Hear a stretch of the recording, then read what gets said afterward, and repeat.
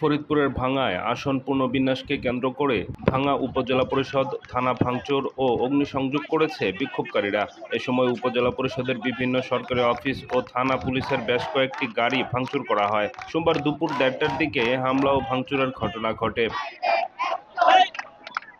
জানা যায়, আন্দোলনকারী হাজার হাজার জনতা উপজেলা পরিষদের ভেতর প্রবেশ করে সরকারি বিভিন্ন অফিস ভাঙচুর করে চুরমার করে এবং আগুন ধরিয়ে দেয়।